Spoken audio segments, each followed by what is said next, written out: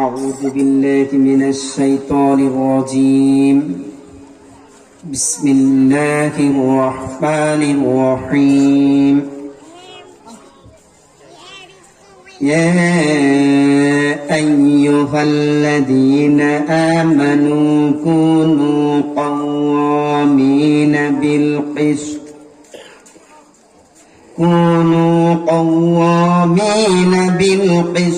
شهداء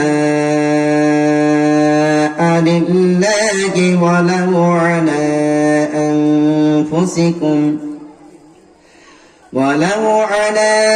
أنفسكم أو الوالدين والأقربين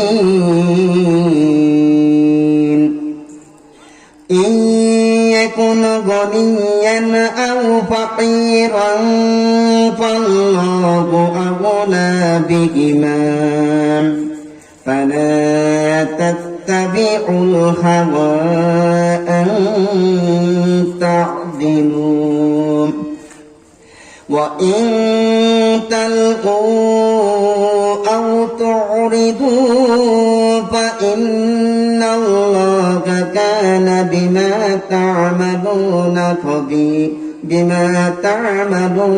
خبيرا. قال رسول الله صلى الله عليه وسلم: رضيت بالله ربا وبالإسلام دينا وبمحمد صلى الله عليه وسلم نبيا ورسولا.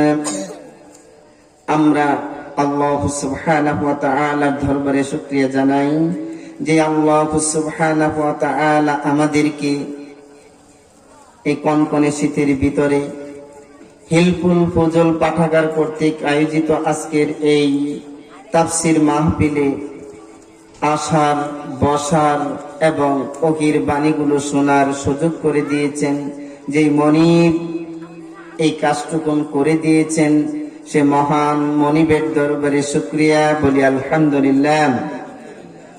দরুদ ও সালাম সর্বকালের সর্বযুগের সর্বশ্রেষ্ঠ সংগ্রামী যোদ্ধা, রণবীর, সংগ্রামী জননেতা, বিশ্ব মানবতার বন্ধু, আমার আপনার শাফাআতের কান্ডারি জনাবে মুহাম্মদুর রাসূলুল্লাহ সাল্লাল্লাহু আলাইহি ওয়াসাল্লাম এর উপর সাল্লাল্লাহু আলা মুহাম্মদ সাল্লাল্লাহু আলাইহি ওয়াসাল্লাম।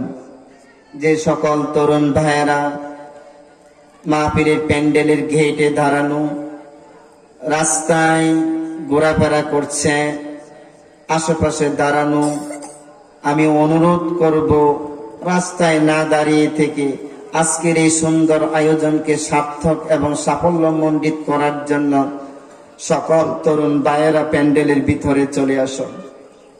পর্দার আড়ালে অবস্থানরত মা এবং বোনেরা চুপচাপ বসে ওহির কথাগুলি শুনতে থাকবেন, এ আমার অনুরোধ। এই অনুরোধটুকু রেখে আমি আমার তেলাওয়াতকৃত আয়াতের উপর আলোচনা শুরু করছি ইনশাআল্লাহ।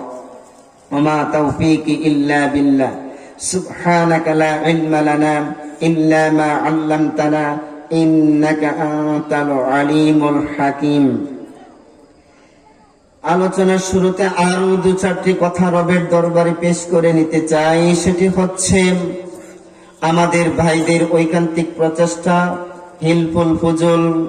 হিলফুল ফুজুল শব্দের অর্থ হচ্ছে কল্যাণ সংঘ, সেবা সংঘ, মানুষের উপকার করে যে সংঘ, এই রকম সংঘকে বলা হয় হিলফুল ফুজুল।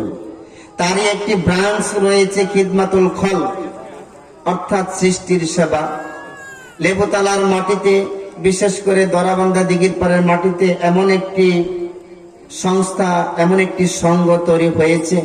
আল্লাহ সুবহানাহু ওয়া তাআলা যেন কিয়ামত অবধি এই সংঘকে গোটা পৃথিবীতে কাজ করার সুযোগ দান করে দেয়, তৌফিক দান করে, তাদের সকল সদস্য বৃন্দকে যেন মুখলিস বান্দা হিসেবে কবুল করে।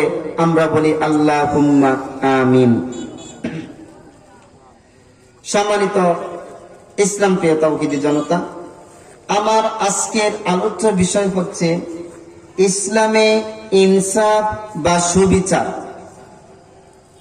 সুবিচার বলতে আমরা কি বুঝি, ইনসাফ বলতে আমরা কি বুঝি? আজকে আমাদের ব্যক্তিগত জীবনে, পারিবারিক জীবনে, সাংস্কৃতিক জীবনে, অর্থনৈতিক জীবনে, রাজনৈতিক জীবনে, শিক্ষাগত জীবনে, ব্যবসায়িক জীবনে, সর্ব অঙ্গনে ইনসাফ আছে কি? না থাকলে সেটা কায়েমের পদ্ধতি কি? এই বিষয়গুলি ইনশাআল্লাহ আলোচনায় ফুটে উঠবে। আল্লাহ রাব্বুল আলামিন পবিত্র কোরআনুল কারীমের ৪ নম্বর সূরা, সূরা নিসার ১৩৫ নম্বর আয়াতে বলেন, ইয়া আইয়ুহাল্লাযীনা আমানু, হে পৃথিবীর ঈমানদারেরা, কুনু কাওয়ামিনা বিল কিসত শুহাদাআ লিল্লাহ, তোমরা ন্যায় প্রতিষ্ঠার জন্য, তোমরা ইনসাফ প্রতিষ্ঠার জন্য, আল্লাহর জন্য ন্যায়ের সাক্ষী হয়ে দাঁড়িয়ে যাও। ওয়ালাউ আলা আনফুসিকুম, যদিও বিচারটা নিজের উপরে করতে হয়, আউল ওয়ালিদাইনি, অথবা পিতামাতার উপর, ওয়াল আকরাবিন, অথবা নিকটবর্তী লোকদের উপর তথা প্রতিবেশীদের উপর। ইয়াকুন গনিয়ান, যদিও বিচারটা ধনীর উপর করতে হয়, আও ফাকিরান, অথবা ফকিরের উপর করতে হয়, ফাল্লাহু আউলা বিহিমা, সকল ক্ষেত্রেই আল্লাহ সকলের ঘনিষ্ঠ জন, অর্থাৎ গরিবের ক্ষেত্র, ধনীর ক্ষেত্রেও। ফালা তাত্তাবিউল হাওয়া, প্রবৃত্তির অনুসরণ করিও না, মন যা চায় তাহার ভিত্তিতে বিচার করতে যেও না। আনতা দিলু, বিচারে যেন আদল হয়, ইনসাফ হয়। ওয়াইন তালউ, আর তোমরা ইনিয়ে বিনিয়ে বিচারটাকে ব্যঙ্গে দিও না, ইনিয়ে বিনিয়ে ছলে বলে কৌশলে বিচারটাকে ঘুরিয়ে দিও না।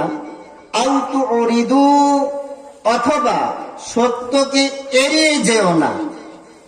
যদি তোমরা সালিশে গিয়ে, দরবারে গিয়ে, বিচার ব্যবস্থায় গিয়ে স্বার্থ সিদ্ধির জন্য, স্বার্থকে হাসিল করার জন্য, টাকার বান্ডেলকে পকেটে নেওয়ার জন্য, যদি ভালোভাবে চলার জন্য